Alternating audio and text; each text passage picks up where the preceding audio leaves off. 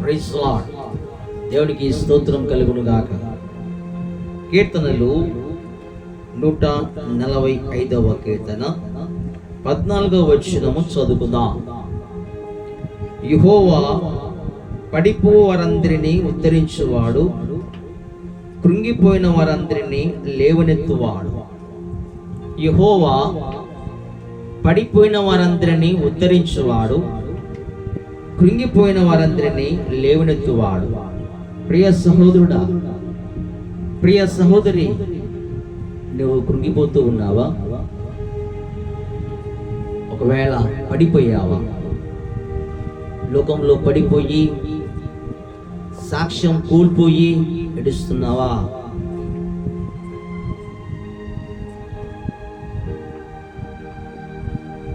ఎలాంటి పరిస్థితిలో ఉన్నావు?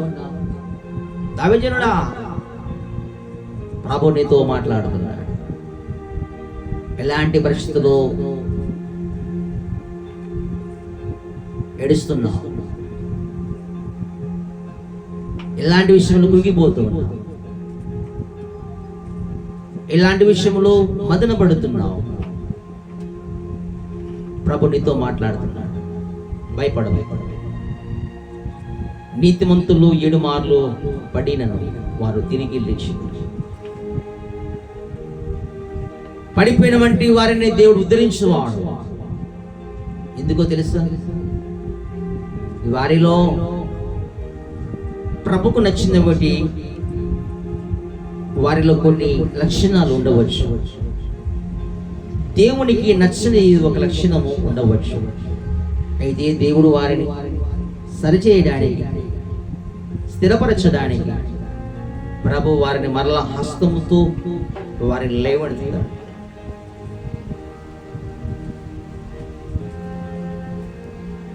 నిన్ను బలపరుస్తాడు, నిన్ను నిలబెడతాడు. ఆయన సేవలో నిన్ను వాడుకుంటాడు. ప్రభు కృప, ఆయన ప్రేమతో నిన్ను కప్పేస్తాడు. దావీదు అన్ని విషయాలలో నా హృదయానుసారుడు, ఈ చిన్న విషయంలో తప్పిపోయాడు. దేవుడు కృప ఆవరిస్తా, సేవకుని ద్వారా మందలిస్తూ, గద్దిస్తూ మరలా పిలుచుకొని నిలబెట్టాడు దేవుడు.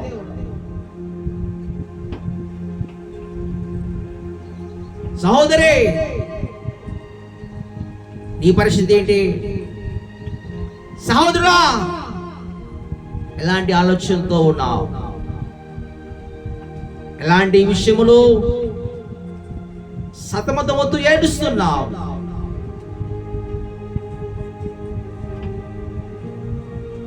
దేవునికి దూరం అయిపోయినావా? సంఘానికి దూరం అయిపోయినావా? ప్రియా విశ్వాసే, నీ సేవకునికి దూరం అయిపోయినావా? ప్రభు నిన్ను పిలుస్తూ ఉన్నాడు, ప్రభు నిన్ను ప్రేమిస్తూ ఉన్నాడు. దేవుడు నిన్ను పిలుస్తూ నిన్ను స్థిరపరచడానికి ప్రభు ఆశపడుతూ ఉన్నాడు.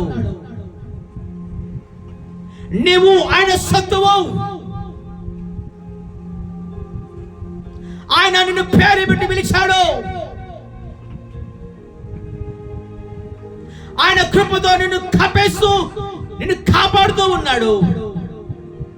తప్పిపోయిన కుమారుడు ఎలాగైతే తన మనసును మార్చుకొని తండ్రి ఎదుగు తిరిగి వచ్చాడు, తండ్రి పరిగెత్తుకుంటూ వెళ్ళిపోయాడు. వెళ్ళి కుమారునికి ముద్దు పెట్టి ఆ కుమారుని కౌగిలించుకొని చక్కగా స్నానం చేపించి చక్కగా సింహాసనం కూర్చోబెట్టి ఆ గ్రామం అంతా విందుతో సంతోషపడ్డాడు. ప్రభువు నిన్ను కౌగిలించుకోవడానికి, నిన్ను హత్తుకోవడానికి, నిన్ను సింహాసనం కూర్చోబెట్టడానికి ప్రభు ఆశపడుతూ ఉన్నాడు. ప్రియ సహోదరే,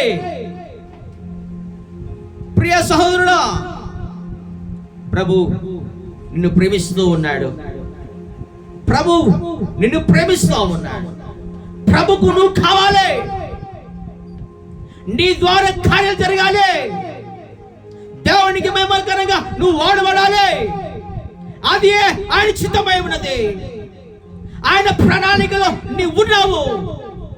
లేయ్, ఎక్కడైతే పడిపోయావో, ఎక్కడైతే తలదించుకున్నావో అదే స్థలంలో నుంచే నిన్ను లేపడానికి ప్రభు నీ ఎద్దుకు వస్తున్నాడు. ఎన్నో రాత్రులు, ఎన్నో పగుళ్ళు నువ్వు ఏడుస్తూ కన్నీరు కరుస్తూ ఉన్నావు. నీ ప్రార్థన ప్రభు వింటా ఉన్నావు. భయపడవద్దు. పడిపోయిన వంటి వారైనా ఉద్ధరించడానికి, కృంగిపోయిన వంటి వారైనా లేవనెత్తడానికి ప్రభు సమీపముగా ఉన్నాడు. ఇంకొకసారి పాపం చేయకుండా, ఇంకొకసారి ఇలాంటి అన్యాయం జరగకుండా జాగ్రత్త పడి దేని వైపు మళ్ళుకుంటావా? దేని వైపు తిరుగుతావా? ప్రభువా నన్ను క్షమించండి అయ్యా, ప్రభువా నన్ను మన్నించండి అయ్యా. దావీదు తప్పు చేసినాక క్షమించబడిన తర్వాత మరలా చేయలే. ప్రార్థిస్తుంటావా? నీకు మొదటి స్థానం ఇవ్వాలని, సింహాసనం ఇవ్వాలని,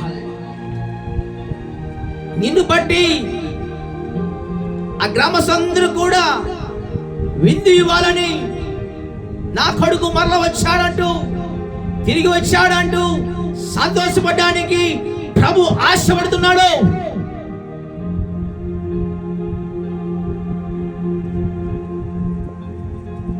ప్రార్థిద్దామా? ప్రార్థిద్దామా? రిలావారామా షికిలావారామా షన్నరావా రిలావారామా మిదిలావారామా సికిలావారామా షన్నరావా రిలావారామా. ప్రార్థిద్దామా బిడా? ప్రభుకు నువ్వు కావాలా నాన్న? ప్రభుకు నువ్వు కావాలా బిడా? సహోదరి, ప్రియ సంగమా, ప్రియ సేవకుడా, ప్రభుకు నీకు కావాలన్నటువంటి చాలా ఇష్టం ఆయనకి. నీ మీద ఆయన ఎన్నో ఆశలు పెట్టుకున్నాడు, ఎన్నో ఆశలు పెట్టుకున్నాడు. నువ్వు మీద చాలా ఆశపడ్డాడు. నిన్ను ఒక సాధనగా వాడుకోవాలి, ఒక సింగర్గా వాడుకోవాలి, ఒక ఉపదేశంగా వాడుకోవాలి, ఒక సువార్తిగా వాడుకోవాలని, ఒక ప్రవక్తగా వాడుకోవాలని, దేవుని సన్నిధిలో పరిచయంగా వాడుకోవాలని, దేవునికి మహిమకరంగా నశిస్తున్న ఆత్మను ప్రభు వైపుకు మళ్ళించడానికి ఒక పాత్రగా వాడుకోవాలని ప్రభు ఆశపడి ఉన్నాడు.